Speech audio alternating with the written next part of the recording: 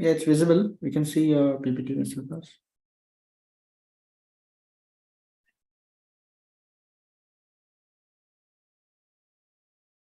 So, Mr. Vikas, I believe initially we need to show our screen. Okay, yeah, sure. Yeah.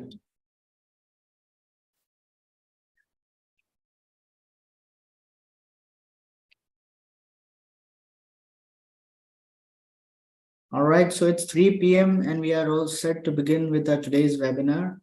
A very warm welcome to all our participants present here today.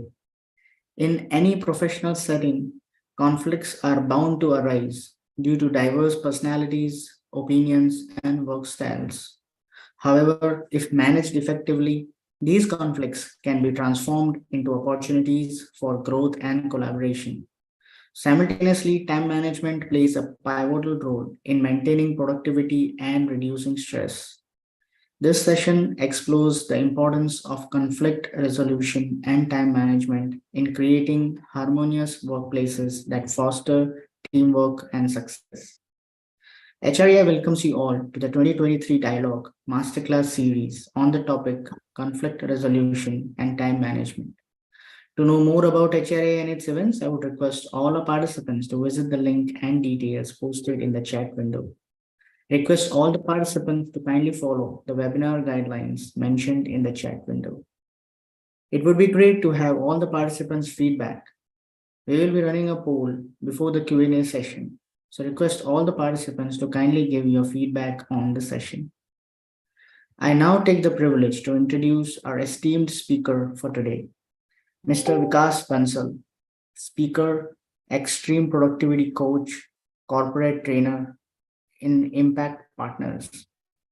Mr. Vikas has worked across sales and distribution, product management, CLM, financial and strategic planning, customer experience, and analytics in his 20 years of corporate experience. Currently, he runs a leading L&D organization, Impact Partners, and they work in the area of leadership, professional growth, communication, and sales mastery. They conduct live workshops and also offer a series of self-paced learning courses. Mr. Vikas' book, Be Your Boss, has been an Amazon #1 bestseller in India and the US. His talk has been featured in Josh Talks. He is also a guest faculty at IMT Ghaziabad and MDI Gurgaon. You can follow him on LinkedIn. The link for the same has been shared in the chat window. Without wasting much time, I now hand over the platform to Mr. Vikas. Over to you.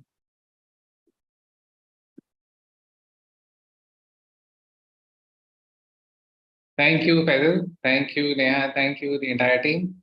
So I welcome you all to this session, and it's 3:05, and I really would like to kind of respect your time. We're in a session on conflict resolution and time management. Yeah. So the best use of our time is to be brief. That's the way we should be going about in this session. So I have very simple 3 steps which I'm going to take you through in this. I wouldn't say a presentation, because I was actually thinking about making a few slides. I did. I made about 2 or 3 slides, but ultimately, when you talk about a topic like conflict resolution, there's nothing which I could have depicted on a slide. Though it's going to be difficult for some of you to be with me for the next 30 odd minutes. But I am going to share a couple of incidences, a couple of experiences. And I am assuming, Faisal, most of the people out here are working for a corporate. So most of you understand what a conflict is. Yeah, most of you have gone through n number of conflicts. मतलब आप में से अगर कोई कहे कि मुझे conflict मैंने आज तक फेस नहीं किया, ऐसा हो ही नहीं सकता. So all of you are masters at getting into conflicts and resolving all those conflicts. All of us are. I mean, many times we do tend to get into conflicts, and we all know how to get out of those conflicts. And again, time management, this is a topic which has been spoken for, I would say, centuries, if not centuries, for decades. People have been talking about time management. So there's nothing new which I can tell you on time management. मतलब सब लोगों ने इतना कुछ उस पर बात कर चुके हैं. You have fantastic authors, fantastic books on time management. So there's nothing new that you could be expecting from me. But again, let me share on what I do. So the idea of today's session, and I believe even I attend some webinars, whenever I attend somebody's session or attend somebody's webinar, the idea is not to learn about some theoretical concepts. that I could have done by spending those 30 minutes by reading a great book. So the idea is never to really understand any theoretical concept. So let me set the context right. Your reason for what I mean, all the 20 odd people who are there, your reason is when I share some particular experiences, I want you to reflect upon your life's experiences. Many of us may be leading the same kind of life. Yeah. I worked for 20 years in the corporate world. Now I've been running my own organizations for the last 4+ years now. So some things which I share may resonate with you, and that's the only idea for me to share those experiences. So please do reflect back on your life, on what you've gone through, and we should be through. So three things that I'm going to talk about today. Let me not use the PPT. I actually had made about 3 slides, but let me not use that. So three things, and again, when I do a webinar today, though it's so I mean I'm obviously reminded of the COVID days. So Faisal, I don't know how many of you are still glued on to webinars. It feels really it's a Herculean task to for me to keep my attention when I attend somebody's webinar, and I'm sure the same goes for all of you. अभी आप जितने भी लोग हैं 20 लोग 22 लोग it really takes an effort for you to be constantly glued to what I'm saying. But let's say three things which I'm going to cover today. First thing is going to be on why we get into conflicts. Yeah, important to understand why we get into conflicts. Then some things on conflict resolution, some things on time management. If you have anything to share, I mean, for those of you who are actually there with me, if you have something to share, you are free to interrupt me anytime. And I promise you, I won't take more than 30 minutes of your time. So let's be brief, let's be to the point, let's share them experiences, and let's be done with it. So, perfect. Let's begin. The first one, in terms of why do we actually get into conflicts? I've been pretty regular on LinkedIn over the last few months, and because I write a lot nowadays, so I also tend to read other people's posts. And this is just not able to recollect the name of the lady. I just read somebody's post this morning, and it was actually on conflict resolution. And I read through the post, obviously, similar kind of points what I had decided to cover in my talk this afternoon. But one thing which struck me when I actually read through her post was conflicts are going to exist as long as the human race exists. For those of you who remember our scriptures, if you've gone through Ramayana and Mahabharata, I mean, perfect examples. We're talking about thousands of years back. What happened? So Sri Ram was sent to exile. I mean, why? There was a conflict. A Mahabharata. Why did the Pandavas have to get into a war with the Kauravas? Why? Ultimately, it was a conflict. So, ever since we've known about mankind, humankind, the conflicts have been a part of every civilization. You talk about the great Indian civilization, the great Indus Valley civilization, everything what happened over the last 200-300 years, what happened before the Britishers came to India, when the Britishers came to India. I mean, every era has had its share of conflicts. Okay, but that's all an era which is gone by. But let's talk about what happens in the corporate world today. So for some of you, now, I don't know how many of you are there. That's the advantage of attending a. Hi, Vikas. Deepika. Yeah, that's perfectly fine. I mean, when I attend a session, obviously most of the times even my video is switched off. So this wasn't a way to check as to or get some of you to switch on your cameras. My idea wasn't that, but some of you comfortable may very well do that. But okay, so let's come down to the corporate world. For those of you who still work with organizations, I don't do today, but for some of you who still do. So why do we really get into conflicts? I could identify 4 big reasons, and I could relate to what happened during my tenure of being a corporate employee. And the first one, which came across, and this happens in a personal life as well. Some of you may be married. अब ये थोड़ी दिक्कत होती है online session में. अगर अभी आप सामने मेरे होते फटाफट पता चल जाता है कौन लोग सिंगल है कौन लोग मैरिड है. But okay, so I'm just assuming that 50% of you may be married. So some of you may be married, right? So when I talk about a conflict, be that a professional space or be that a personal space, the first and the biggest reason for any conflict is miscommunication. And I have been using a particular phrase. I still remember when I did one of my first sessions for a corporate. This was way back in 2019. I only started off towards the end of 2018. So I still remember 2019, and I was conducting a workshop for a large corporate in Mumbai. And I happened to touch upon the aspect of miscommunication. And I still use that sentence even today, what I spoke about 4 years back. So communication is not what you say. People tend to actually use these words as what we say or what we communicate, but these are not words which can be interchangeably used. So what you say is not what you communicate, or what you communicate is not what you say. It's slightly different. So let me not confuse you for those of you still listening me. So communication is not what you say, but what the other person understands. So communication is not what you say, but what the other person understands. And when I say the biggest reason for conflict in your personal space as well as your professional space is miscommunication. What literally that means is the other person has not comprehended the message the same way that you intended that to be. जैसे आपकी intention से आपने जो बोला था, सामने वाले ने उसको उस इंटेंशन से कॉम्प्रिहेंड नहीं किया. So miscommunication. And when I come to conflict resolution, let me cover that in greater details. But miscommunication happens to be the biggest factor. So the other person is not understood the way you wanted that person to understand. Miscommunication. Second thing is in terms of a difference in goals. Now, when I talk about a difference in goals, I'm actually reminded of one of my stints with one of the telecom company that I work for. Again, some of you may be able to relate to this. Two teams, two separate verticals within the same organization may have conflicting goals. Now, I'll give you an example, and this is a real example. So, I was a part of the marketing team, and obviously, the telecom company also had a customer services team. This was during the annual budgeting exercise.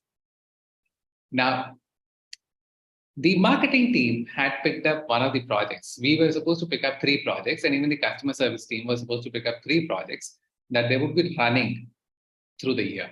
So one project picked up by the marketing team was in terms of having a better customer service for the so-called HNI customers. So even in telecom, you had some customers who were really paying more than what the average people were paying.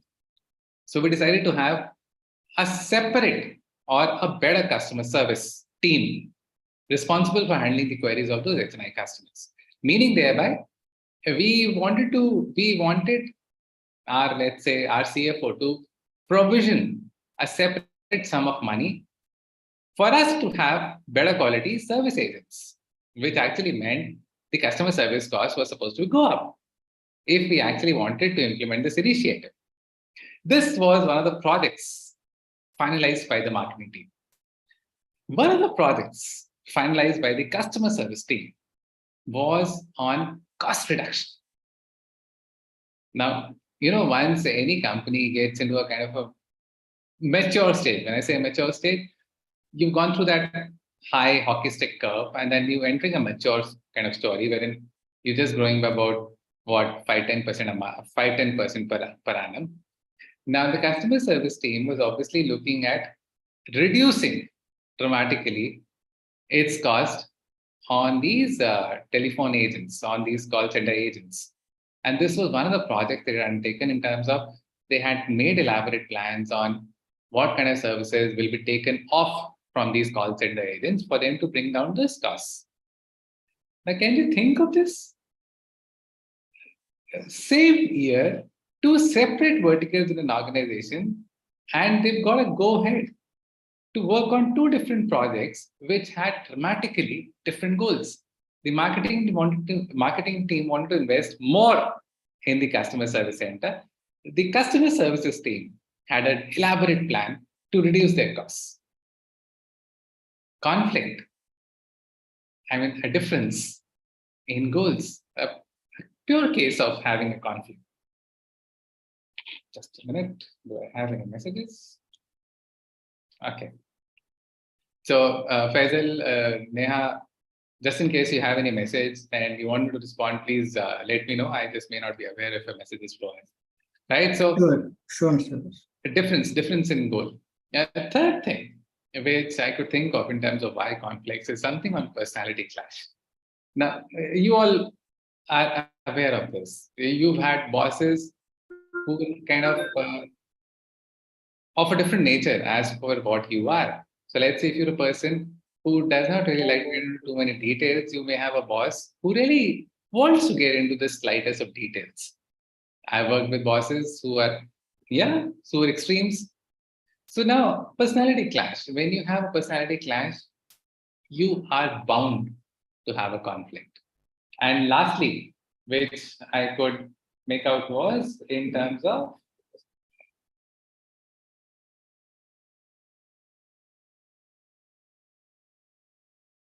that's all. That's all. So three major things in terms of difference in goals, personality clash, in terms of miscommunication, and one thing could be in terms of resources. A point wherein you have a particular budget allocated. So again, if I go back to the budgeting exercise, obviously we all knew we were, so if we were different verticals in the same organization, we were vying for the same budget. So resources, but primarily three things: your miscommunication, personality clash, and difference in goals. Let's come down to what needs to be done for conflict resolution. Now, firstly, talking about the first most important aspect in terms of miscommunication, let me spend at least a minute or two in talking about what really could be done. As I realize, even in personal space and professional space, one biggest reason of miscommunication is more communication that is happening today. Many of you, so I don't know most of you in terms of which industry you belong to, but let me tell you, for people who work in the services sector, for some of my colleagues who are still working in the telecom space, most of them are part of at least 63 WhatsApp groups, 63 official WhatsApp groups. Yeah, most of them get about more than 500 emails a day. This is pretty natural. Most of them end up, let's say, making at least about 30 odd calls in a day. So you're part of 63 WhatsApp groups. You are kind of responding to about 500 emails in a day and making about 31 calls in a day. Meaning thereby, there's too much of communication which is happening, too much of information exchange which is happening. Now, when you talk about miscommunication, many a times when we try to resolve a particular conflict, we because most of the communication is happening over a message in terms of an email or in terms of a WhatsApp message, many a times we want to resolve a conflict also through these mediums. That's through an email or through a WhatsApp message. Both these mediums, as per my experience, both these mediums are very poor mediums in terms of you being able to resolve a conflict. They are beautiful mediums in terms of you being able to escalate a conflict. What's the best way for you to resolve a conflict in terms of if you've had a miscommunication with somebody? Best way is to be able to sit eye to eye. A second best way is to get into a video call. A phone call, if the video call is not very possible, but I don't believe so. There's a fourth way. So an email or a WhatsApp message will never be able to get your message across. Why? Let me tell you why. See, because when you want to resolve something, it's more about your tonality, more about your emotions which flow through those words. It's not about the words per se, but about your emotions flowing through those words. So when you talk about sitting eye to eye, or when you talk about a video call, as some of you listening to me as of now, or even if I were to speak to you on a phone call, my emotions, it's my emotions which you're able to decipher as to what I'm really feeling. But when it comes to an email or a WhatsApp message, you read through the message basis the emotions you're going through at that point in time. I hope I'm been able to make my point clear. मतलब जब आप वो email या WhatsApp पढ़ते हैं तो उस समय आप किस इमोशनल साइकिल से गुजर रहे हैं उसके हिसाब से आप उसको पढ़ते हैं. मैंने किस इमोशन से उसको भेजा था वो उसमें नहीं है कहीं. So that very vital piece is missing. So in terms of you being able to resolve a conflict which has happened through miscommunication, there are only three ways. The best way, sitting eye to eye. Second, get into a video call. Third way, If not these two, get into a phone call. There's no fourth way per se. Yeah, so that's what we do in terms of miscommunication.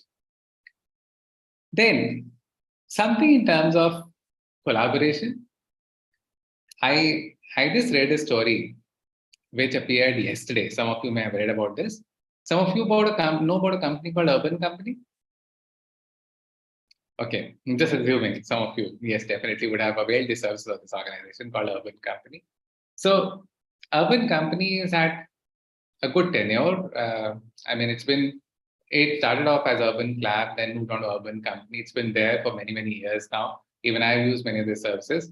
But suddenly, off late, I mean, there was a news of a rift between them and their partners. Who are those partners? Obviously, they have on their list a whole lot of carpenters, plumbers, electricians, AC mechanics, all those people who actually help us in repairing any of the household stuff that gets out of order. So they've had differences with some of their partners because over the last few months, they've had pressures in terms of increasing their profitability. For some of you who may not be knowing, Urban Company has been into losses year after year. And last year, in fact, their losses had doubled.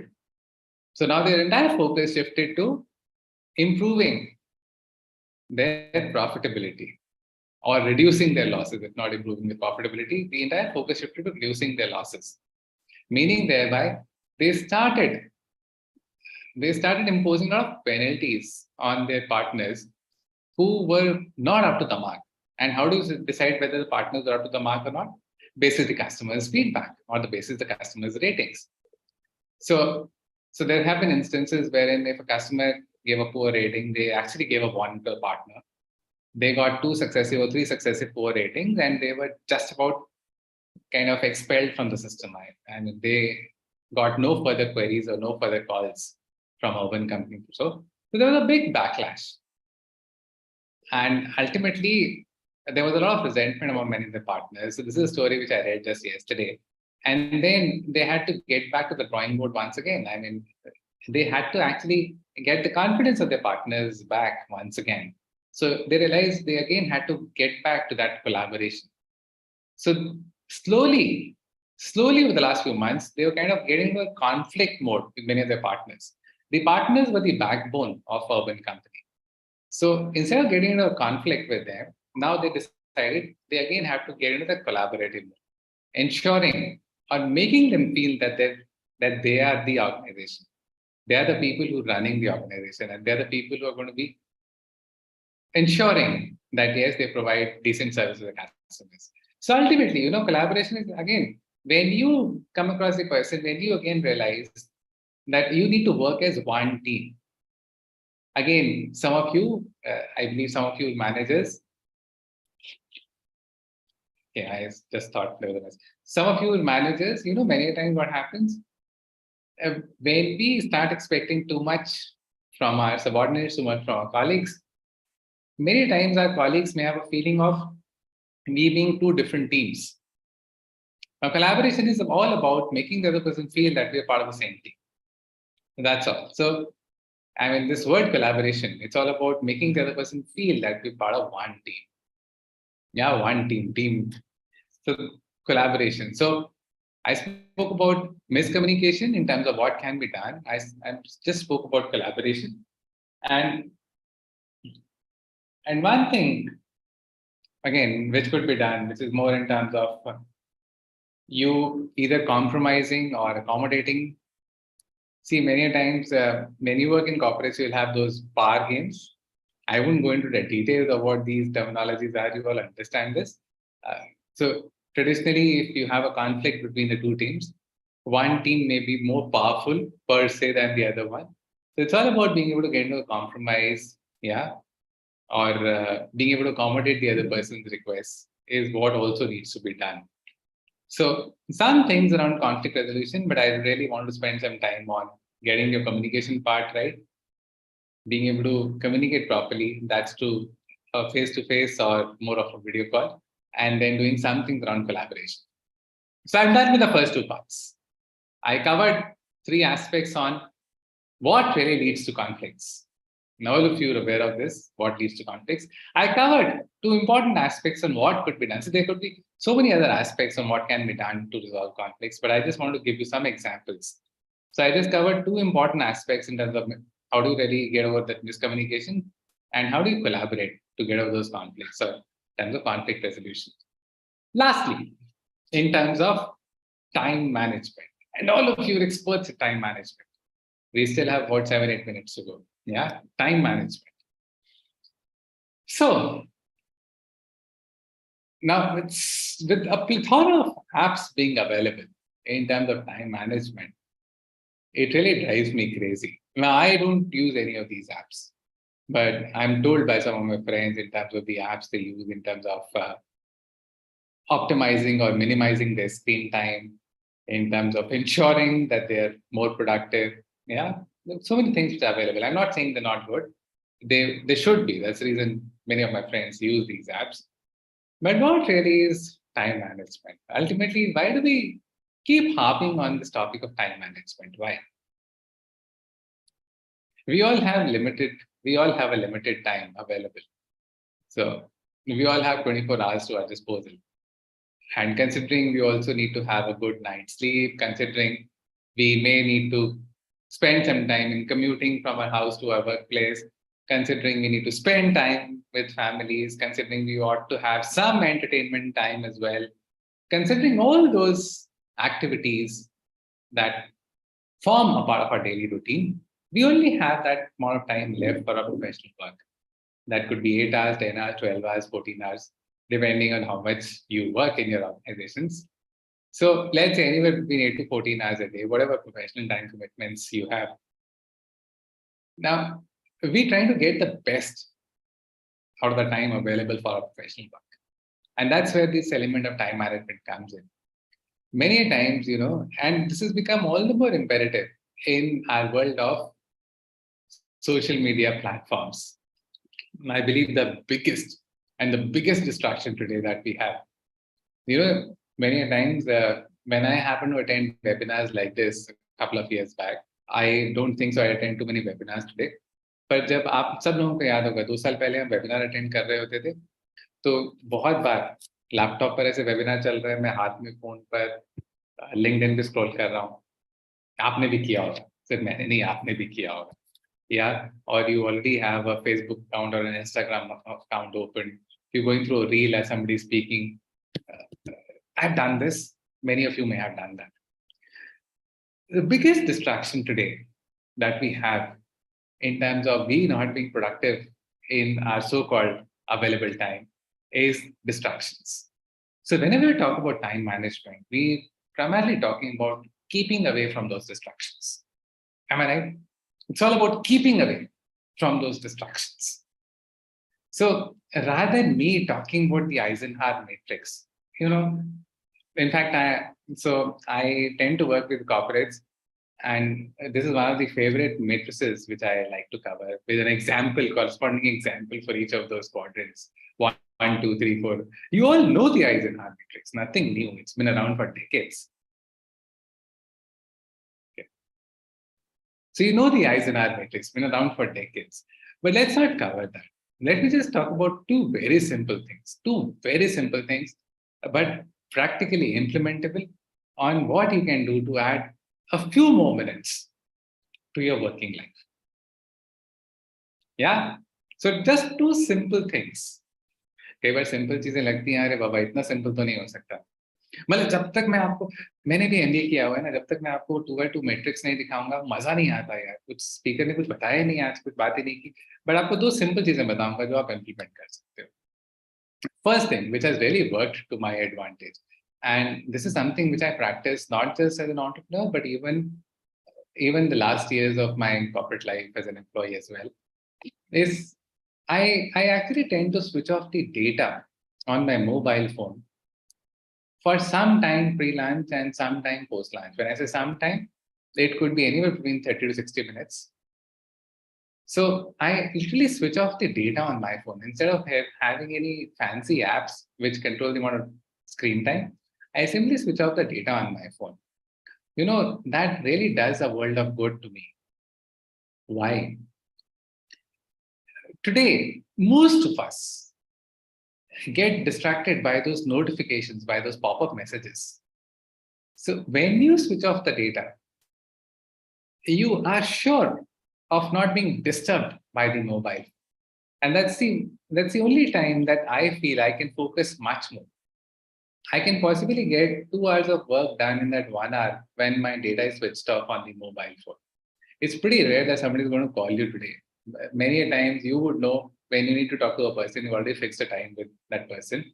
So very rare that you get an unexpected call. So when the data gets switched off, that's one of the most productive times. So I typically have two time slots, one in the first half and one in the second half, 30 to 60 minutes each. When the data on my phone gets switched off, I literally am able to do a lot of work in those two slots. This is something which can be easily implemented by one and all. So unless you're a doctor, unless you're really expecting a medical emergency, or unless you're expecting something, unless you are a stock market trader who really sits across the screen for 6 hours and you really can't afford to miss any minute of those 6 hours. So unless you're any of those professions, this may not be practically implementable for you.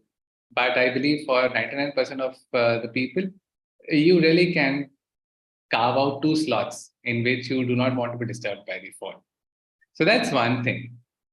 The second thing, I am not going to talk to you about the Pomodoro technique. I'm not going to, and I told you, I'm not going to talk to you about the Eisenhower matrix. Second thing, which has added some time to my life, is again something to do with data.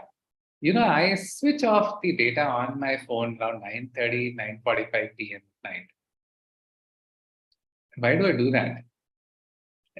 So ultimately, for many of us, we've not had that nice sleep at night because because every time we hit the bed, we're actually glancing through our phones till we finally fall asleep.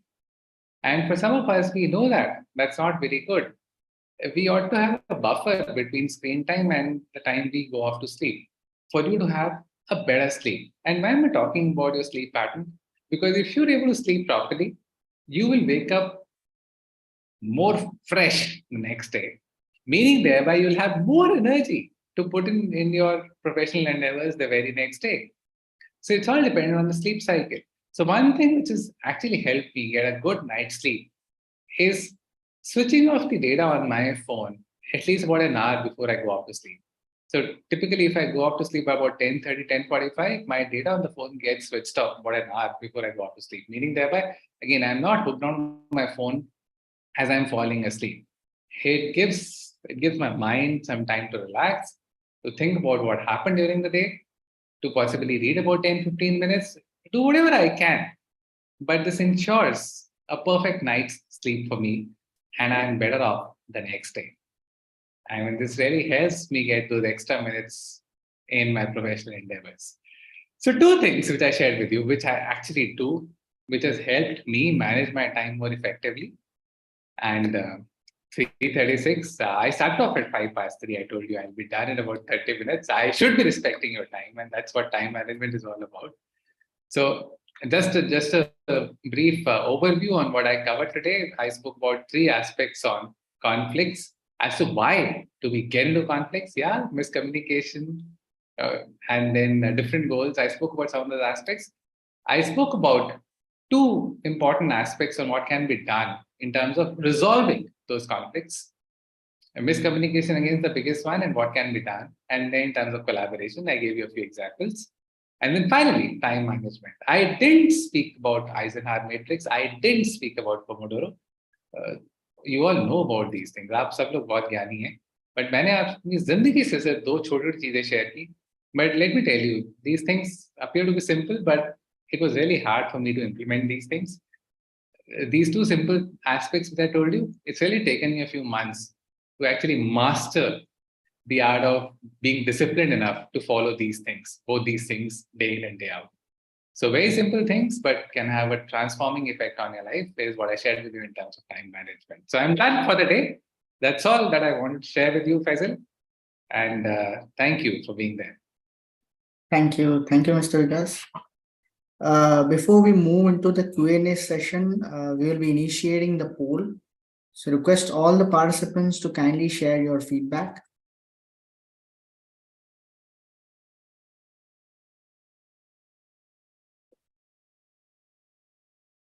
While doing so, request all the participants to kindly post their questions in the chat window. Once again, I thank all our participants for joining our session today. We have received a lot of inquiry about the e-certificate offered by HRAI. You can claim your certificate by sharing your details, name, and session attended in an email to the email ID provided in the chat window. Please ensure you do this by the end of this month. We will email the e-certificates to you based on the details received.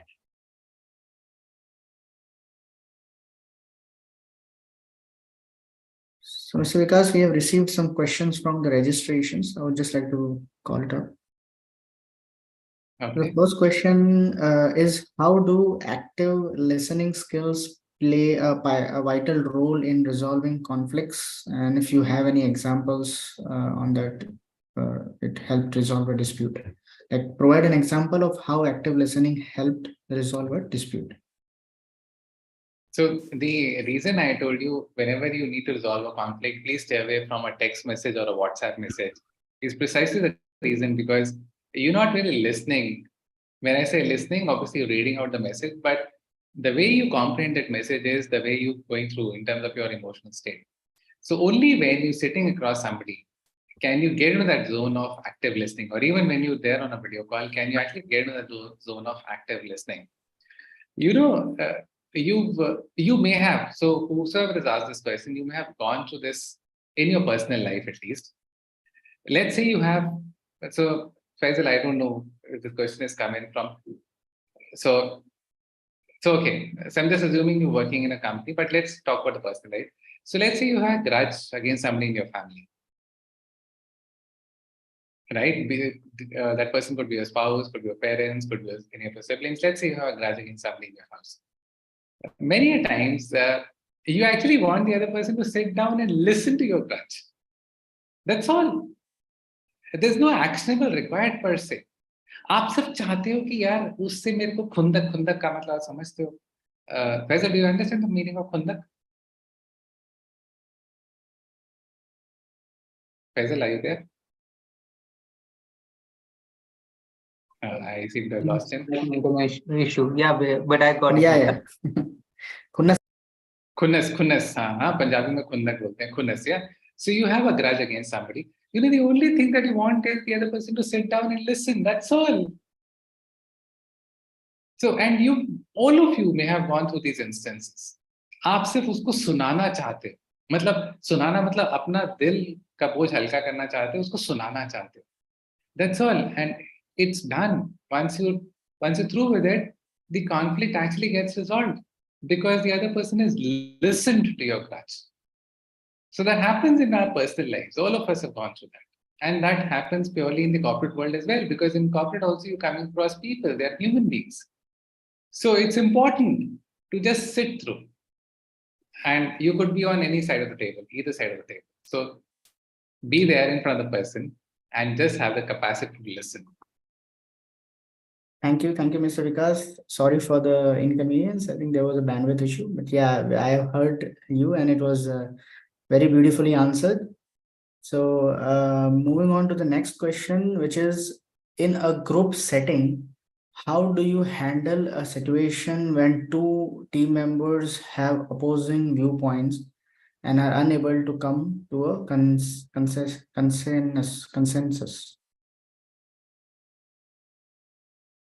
See, this will again happen. I told you. So come to think of the situation, I just gave you an excellent example of the marketing team, which I was a part of, and the customer services team. And my CFO is sitting right there. What do you think would have happened? So ultimately, yeah, it's all about when you have two people with contrasting views. So either if it's a case of the power equation, yeah, let's be practical. The power equation, I again give that example. So if you have somebody from a more powerful team, obviously his or her idea will prevail. So if you part of that power equation, you're very clear as to whose idea will prevail. But otherwise, you ought to give them some time. It's all about giving them some time. So if that power equation is not able to resolve the conflict, if they're not able to come to some terms, then give them some time. If you come back after a day or two, many times again those things get resolved because people again have the time to think practically and not just be swayed by the emotions.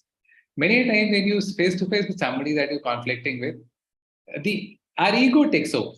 मतलब आप मेरे सामने बैठे हो, assume करो मैं 40s में हूँ, आप 30s में हो, आपने मुझे कुछ ऐसा कहा, मुझे लगा अरे बाबा मेरा एक्सपीरियंस आपसे 10 साल ज्यादा है, क्या मेरे से ऐसी चीजें पूछ रहे हो?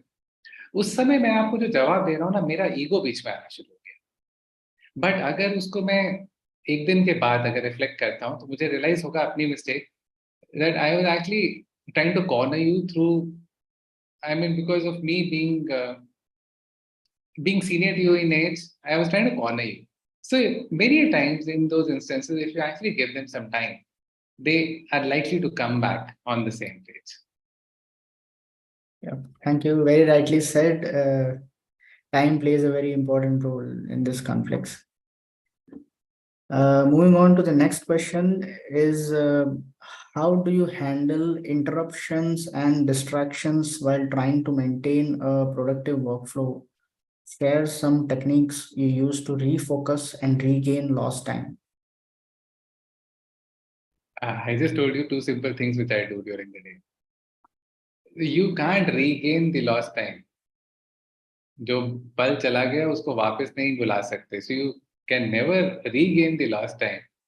So what I can do is actually, again, so if you can afford to, why not have those 3 slots wherein data doesn't disturb you?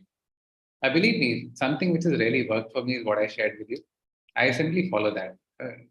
So I don't follow any fancy apps. I just simply follow that. And it really adds some time to my life. Thank you. Thank you, Mr. Vikas. We'll go with one last question for this session. And that is, what tools or methods do you employ to track your time and ensure that you are using it efficiently throughout the day? So I don't keep a track of every hour what I do, right? So I still remember many of my friends, I'm a graduate engineer. When we started off, most of my friends were into engineering, software engineering. And, when they were sent across for projects, they were billed by the hour. Most of you know that. You work with a software company, right, Faisal? Yes. They're built by. अच्छा, मैं तो पुरानी बात बता रहा था, आपको तो भी पता होगा, आपकी बिलिंग बाय आवर बेसिस पे होती है. देखो, आप जिन लोगों की बिलिंग बाय आवर होती है ना, जब आप बाहर प्रोजेक्ट पे जाते हो, आपको हर घंटे का हिसाब रखना जरूरी है. But when I talk about my life, I'm not trying to track every hour of what I need to do. See, again, I have a list of activities which I know I should be going through today. Again, you understand the importance, those important and urgent activities. So some urgencies will definitely crop up during the day. But other than that, you're aware of the important tasks that you need to go through during the day. So when I reflect back before I sleep, when I reflect back for those 2-3 minutes, I know what is it that I missed today and why is it that I missed that today. Very clear? So because I spent those 2-3 minutes in just trying to reflect on what I did during the day, I know on what I missed and I know on why I missed. Just being aware of these two things makes you more focused and concentrate more the very next day. So you'll again find out what you need to do. If you want to have 3 such slots wherein data doesn't disturb you, you will go in for 3 such slots. But important to actually look back as to what you missed and why you missed. You will have your answers as to what you need to do the next day. Thank you, Mr. Vikas, for this insightful and intriguing session. Your engaging presence and insightful content made the webinar a resounding success, leaving a lasting impression on all the attendees. Before we conclude for today's session, we would also want to thank our event partners, Geisha, NASCOM COE, LinkedIn Local, Calgro, TLE, and WICCI for supporting these HREI events.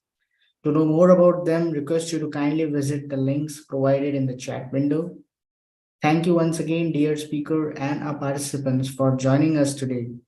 Do join us for our next masterclass by Miss Malika Rao on the topic 6 Human Needs, the Key to Peak Performance on 26th of July 2023 at 3 p.m. That's it from our today's webinar. See you soon. Stay safe, take care, and bye for now. Thank you, Mr. Vikas. Thank you, Faisal. See you. Bye. See you. Bye.